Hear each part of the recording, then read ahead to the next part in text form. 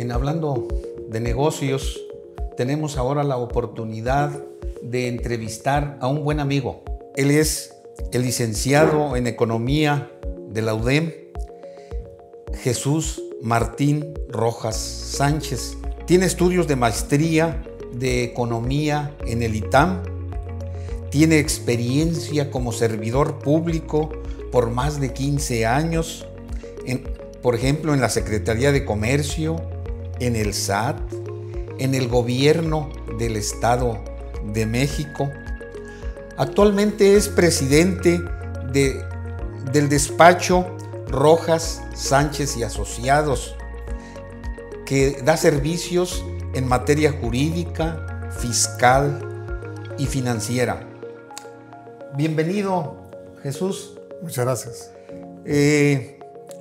Quisiéramos hablar un poco de finanzas.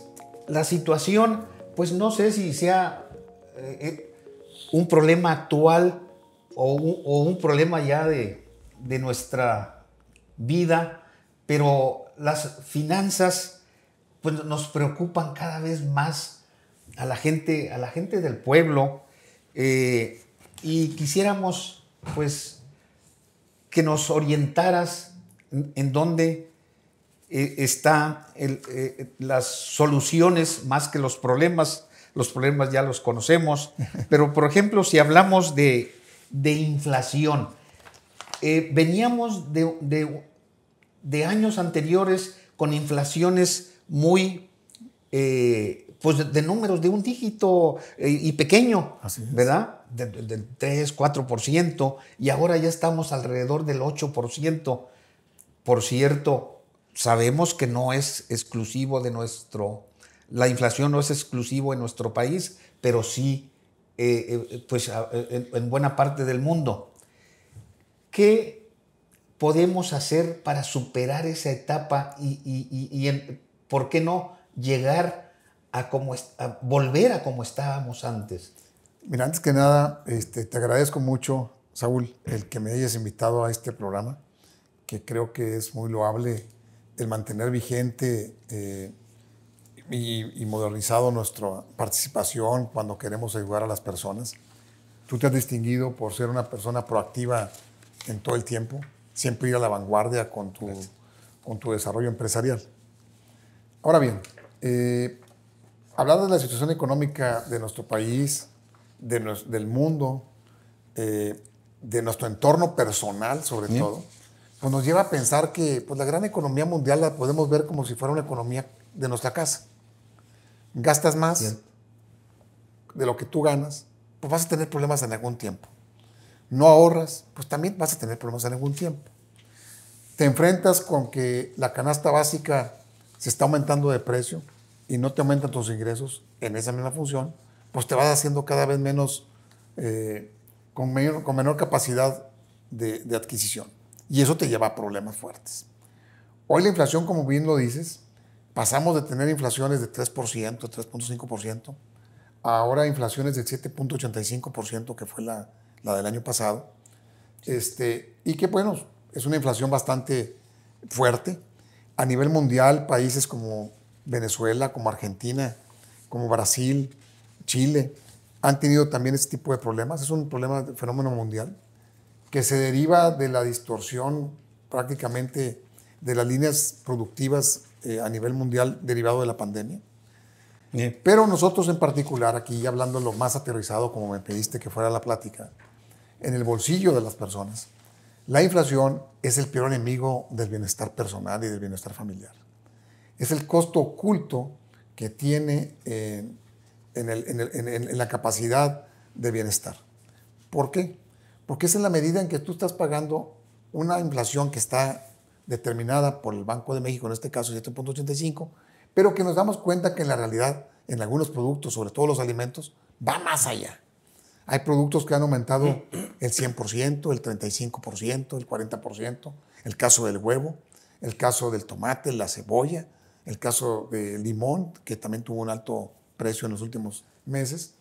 Y ese problema que nos enfrentamos, Saúl, es un problema de que la gente cada día le alcanza menos para su sobrevivencia. Sin embargo, pues hay elementos también que tenemos que tomar en cuenta. Por otro lado, las tasas de interés que van subiendo, y hoy tenemos tasas de interés del 11% que teníamos muchos años de no ver en nuestro mercado financiero.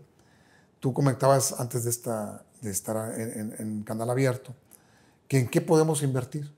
Pues podemos invertir, Saúl, para protegernos de la inflación, en aquellos instrumentos financieros que están a la vista de todos en estos momentos. Hoy la gente común y corriente, sin necesidad de una casa de bolsa, puede comprar los CETES, que están pagando un 11%, más o menos 10.65, 11%, y puede hacerse acreedor para protegerse de esa inflación. Entonces, en pocas palabras, hay instrumentos financieros que podemos ser accesibles a la población, sí, para protegernos contra la inflación, que es el peor enemigo de la población. Sí. Y también hay un fenómeno que se nos presenta ahora, que es el peso fuerte, el tipo de cambio. Estamos viviendo, o sea, sí inflación, pero también estamos viviendo una etapa de que el precio del dólar con relación al peso ha llegado a bajar a como estaba hace, no sé, muchos años, ¿verdad? ¿Qué fenómeno se ha presentado para que el peso tenga, pues, sea fuerte como ahora lo es? Nuestra economía en México se podría denominar que es una economía emergente, donde los grandes capitales del mundo buscan dónde invertir su dinero.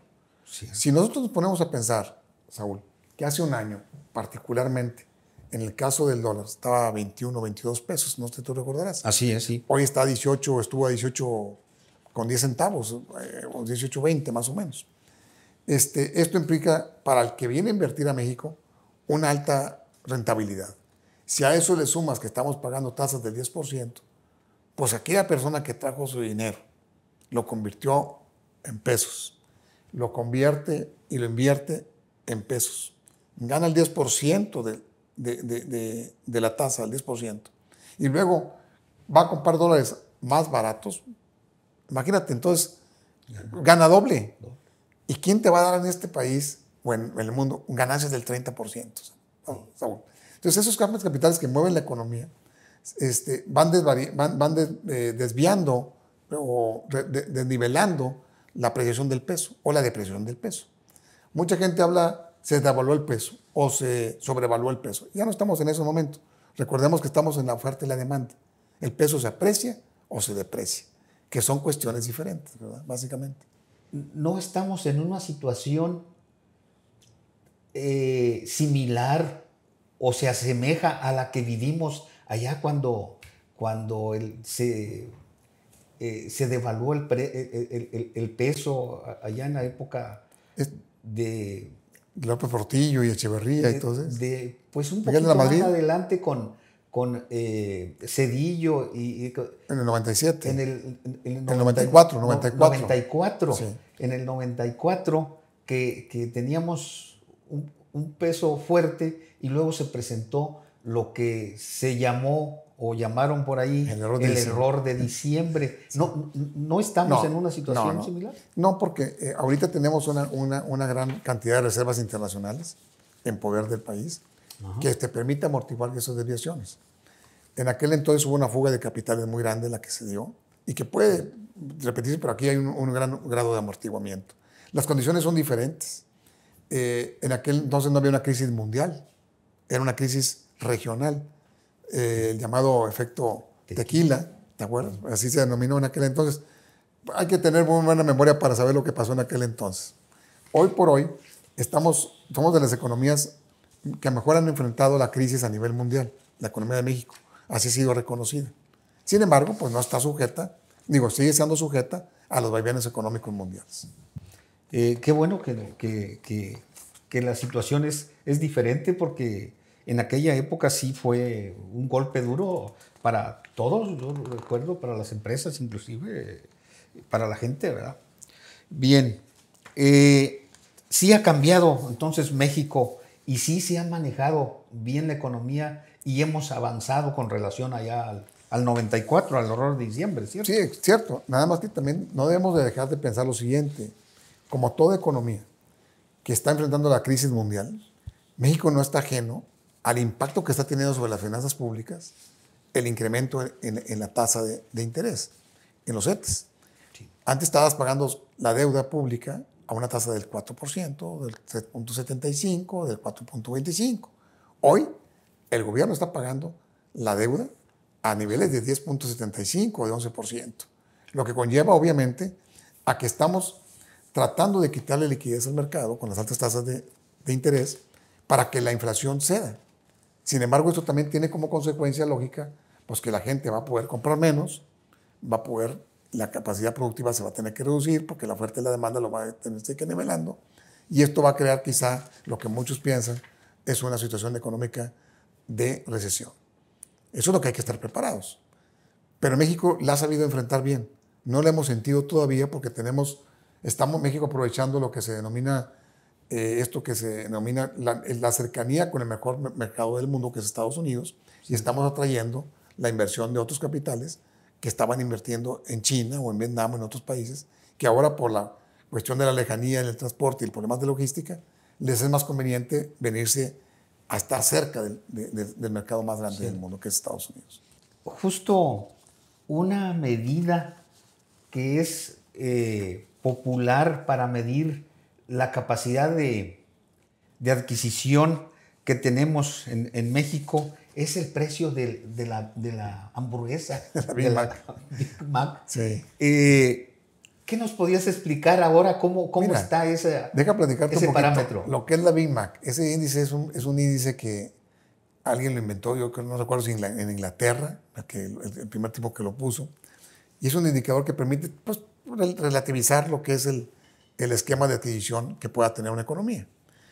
¿Y cuál es el parámetro? Pues la Big Mac, porque tiene miles de establecimientos en todo el mundo, entonces más o menos los componentes que la integran, pues es la carne, el pan, el huevo, la lechuga, productos del campo, tomate y cebolla, lo que potencialmente pudiera reflejar esas cuestiones.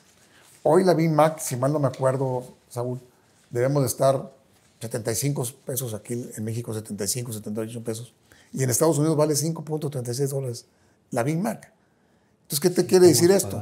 En términos del precio, nuestro tipo de cambio debería estar en $14, 14,80 centavos más o menos, o más o menos unos $15, si nos vamos solamente al término del precio, lo cual implicaría pues, que el tipo de cambio está distorsionado, de acuerdo con ese índice. Pero como todos los índices tenemos que verlos pues, con sus matices correspondientes, no nada más podemos ver el índice del Big Mac como tal, sino también su correlación con el Producto Interno Bruto. Entonces, ese tipo de estudios que refleja la Big Mac, pues en Venezuela, en toda Latinoamérica, resulta que el que tiene la hamburguesa más cara en toda Latinoamérica somos nosotros, en términos relativos. ¿Qué implicaría eso? Pues una depreciación de nuestra moneda, una apreciación de nuestra moneda para que pudiéramos ajustarla. Cierto. Pero de un 6%. ¿Qué es lo que arrojaría este tipo de estudios de Big Mac? Pues que el peso debería estar en 16 y 17 pesos ahora actualmente. Yeah. Y no lo vamos a enfrentar. Hay una gráfica que de ahí dice que nuestra hamburguesa valía $3.15 en el 2015. Y luego bajó a $2.35. Y así estuvo. Y hoy está otra vez en $3.15. Entonces eso te refleja muy... Si tú lo pones en una gráfica, te puede ver reflejado, curiosamente, pues que la Big Mac famosa sí es un indicador que te va diciendo por dónde va la economía. Este es el indicador de la Big Mac. Cierto. Pues ahí tienes una gráfica. Tenemos aquí, sí, efectivamente. Una gráfica de la Big Mac. Una gráfica y... mira, qué curioso. Y no es... Mira, aquí está el dato que te decía. En el 2010 estaba a $2.5. En el 2015 se fue a 3.35. Aquí baja a 2.23 y hoy está otra vez en 3.34. ¿Qué te lleva a pensar esto? Pues que estamos un poco todavía por ajustarnos, ¿no? Sí, ¿verdad? Así Entonces, es. Esa podría ser la conclusión. Sobre la Big Mac. Bueno, que la gente va y compra una hamburguesa pues, a cualquier parte, pero se va a dar cuenta que las hamburguesas también subieron de valor. Sí. En cuanto a las inversiones, es una buena época ahora para hacer inversiones, para emprender. Claro. A lo mejor cualquier época es buena, pero las condiciones dadas hoy día, ¿cómo las podríamos Mira, evaluar? Dicen, un viejo proverbio japonés dice que las crisis, o chino, no recuerdo, que las crisis son para hacer grandes oportunidades. ¿Estás de acuerdo? Grandes fortunas se han gestado en las crisis. Porque, como dicen, en agua revuelta, ganancia de pescadores. Entonces, aquel que se atreva a pescar, aquel que se atreva a mandar el anzuelo a la economía, pues puede ganar muy bien. Pero hablándolo en términos coloquiales, podemos pensar que ahorita es el momento de hacer negocios para aquellos emprendedores. Y múltiples negocios. La tecnología, la mercadotecnia digital, las redes sociales. Hay muchas áreas donde la gente está emprendiendo. Quizá por ello no hemos visto tampoco una gran caída en nuestro país, porque la gente sigue emprendiendo, sigue emprendiendo. Hoy te puedes preguntar, ¿es más conveniente invertir en un bien raíz, invertir en el banco, cambiar a dólares o metérselo a un negocio?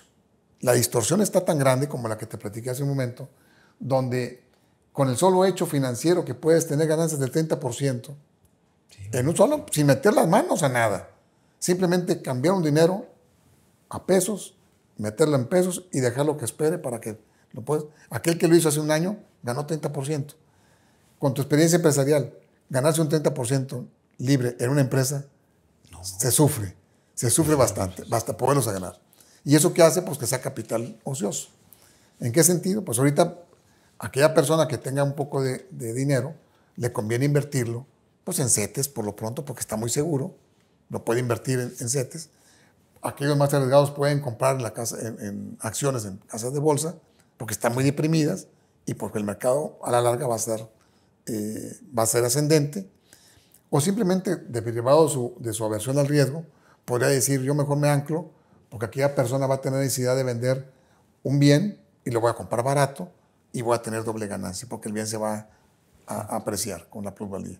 Entonces, es momento de echarse para adelante en la posibilidad de cada quien. Ya. Esa buena situación permite un buen flujo de capitales, de ingreso de capitales. Así es. ¿Verdad? Por eso estamos atrayendo mucha inversión en el país ahorita. Un lado por la cercanía con Estados Unidos, que es el famoso nearshoring, que puede pertenecer que estás atrayendo capitales de China, capitales que estaban invirtiendo en China o en otros países orientales y están trayendo eso para acá. Aquí tenemos experiencias muy interesantes. Está lo de Tesla, que acaban de anunciar. Cierto. Está lo del parque acá, Jusufán, no recuerdo el nombre, de que está en Sabinas, que está creciendo bastante fuerte con inversiones chinas. ¿Verdad? Cierto. Precisamente, ahora muy recientemente se han presentado problemas problemas financieros en Estados Unidos con los bancos. Sí. Yo pensaría que a muchas personas nos sorprendió ese problema bancario, o vaya que cerraran 2 bancos importantes en Estados Unidos. ¿Quiere decir que algo estuvo manejado mal o algo estaban ocultando? ¿O por qué sucede así tan intempestivamente esos cierres de esas importantes instituciones financieras? Primero hay que entender el mercado financiero en Estados Unidos. El mercado financiero en Estados Unidos hay multiplicidad de bancos. Aquí en México existen 5 o 6 bancos y párale de contar. En Estados Unidos existen muchos bancos. Hay bancos que son de los denominados bancos de nichos, donde están especializados en cierto sector y no los sacas de ahí. El banco el Silicon Valley Bank, que acaba de ser intervenido recientemente, cierto, era un banco que nació para apoyar a aquellos emprendedores que estaban desarrollando tecnología, que estaban desarrollando innovación, que estaban desarrollando nuevos métodos de hacer comercio o hacer industria en Estados Unidos. Entonces, las famosas startup, que son las empresas que están naciendo y que van valuadas en muchos miles de millones de dólares cuando apenas son chimillas. Entonces, ¿qué pasaba con este tipo de bancos, Saúl? Y eso es entendible. Un banco, ¿cuál es el negocio de un banco? Prestar. Dinero. ¿Pero qué dinero presta? El que le pone el inversionista en su banco. Así es. Y ese dinero paga lo que se denomina tasa pasiva. La tasa pasiva es la que le pagan al ahorrador. Y la diferencia entre la tasa pasiva y la tasa activa es lo que es la ganancia que permite tener flujo al banquero y poder tener ganancias de capital. ¿Qué pasa entonces? Si tú como ahorrador llegas y le pagas a la persona, te va a pagar el 2%, pasa aquí está el 2%, pues él puede cobrar el 3 o el 4% y va a tener ganancias. Pero tiene que colocar tu dinero antes que nada. Cierto. ¿Cierto? ¿Qué pasó con este banco? Tuvo múltiples depósitos, pero no tenía quien prestarle. Entonces imagínate, si tú tienes 100 pesos que te están depositando y que en el que tú tienes que pagar una tasa de interés por ese depósito, pero nadie te viene y te pide prestado más que 5 pesos. Pues tú tienes que seguir pagando el interés de los 100 pesos. Claro. Entonces, ¿qué pasa entonces? Esos señores del Silicon Valley Bank, al parecer, ante esta situación, ellos compraron bonos del Tesoro americano a una tasa muy bajita. Hoy, que la tasa del Tesoro americano prácticamente se triplicó o se cuadruplicó, de pasar del 0.25, del 1% a casi al 4.85%. Esto hace que ese bono que ellos compraron a 30 años, o a 25 años, o a 30 años, al 1%, pues esos bonos pierden su valor. Cierto. Entonces, ¿qué pasa entonces? Se descapitalizan desde el punto de vista y cuando la gente que había invertido con ellos quiere comenzar a sacar su dinero, pues no tienen dinero para poder pagar. Lo tienen invertido a largo plazo en bonos que están pagando una tasa muy bajita y que por consecuencia se depreciaron y que entonces tienen que sacar ese dinero con pérdida para poderle dar a Saúl, que está pidiéndome dinero, y poderle pagar. Entonces, ¿qué pasó entonces? Hubo una crisis, ya no podían enfrentarlo. ¿Qué hizo el gobierno de Estados Unidos? Para mi punto de vista, de manera inteligente, garantizarle a todas aquellas personas que estaban ahorrando en esos bancos sus depósitos, sin necesidad de que se cogieran a los artículos de la ley que les garantizaban una cierta cantidad de dólares, como es en México. Aquí en México te garantizan, si mal no me acuerdo, hasta 3 millones de pesos de tus depósitos. Aún tengas 20, 50, 100. Si quiebra el banco, nada más te pagan 3. En ese sentido. Sí. Entonces imagínate lo que te puede pasar en esas cantidades. Entonces este banco reflejó simplemente lo que teníamos que ver, lo que tenemos que estar esperando, de que aumentaban las tasas de interés descomunalmente. Hoy, esas tasas de interés tienen que comenzarse a reducir. Las tasas de interés del gobierno americano. Ahí el banco sufrió porque los clientes le pidieron su dinero. Regrésame mi dinero. Regrésame mi dinero porque me están pagando en otras partes más dinero. Podría decirse que ahí el cliente fue el que usó el poder, claro, ¿verdad?, de su decisión, claro, y ahora sí que quebró el banco, ¿verdad? O sea, pues, claro, el cliente ganó, claro, o sea, dominó la situación, no, claro, ¿verdad? Pero es el poder. Es el poder del cliente. Del cliente. Sin embargo, al hacer eso el cliente hizo que el banco quebrara. Sí, así es. Entonces, pero el gobierno respaldó al banco para que su cliente recuperara su dinero invertido y no se hiciera un efecto dominó. Cierto. ¿Qué pasa si todo el mundo vamos al banco ahorita y queremos sacarnos su dinero?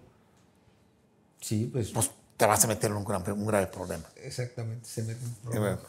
Qué bueno que... Pero es una situación muy curiosa, Saúl, porque de alguna forma u otra, ese efecto que impidieron, pues una barrera, es para que no se fuera en cadena como si fuera dominó, pero ese efecto dominó, pues ya lo vamos a comenzar a ver.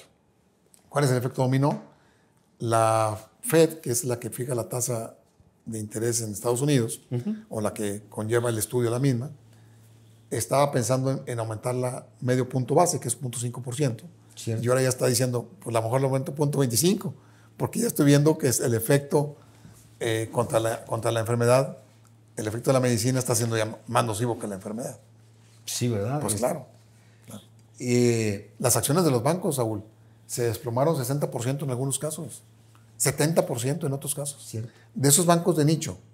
Los grandes bancos como el Citigroup o el banco, no recuerdo ahorita, el Wells Fargo, etcétera, etcétera, perdieron 7% en 2 días. Sí, sí. Imagínate lo que se perdió en cantidad de capitales descomunales. Ahora, también vi una nota donde le pegó a los bancos mexicanos. Me extrañó porque se supone que pues eso fue allá, pero aquí también las acciones de los bancos bajaron. Pues te bajaron bastante bien.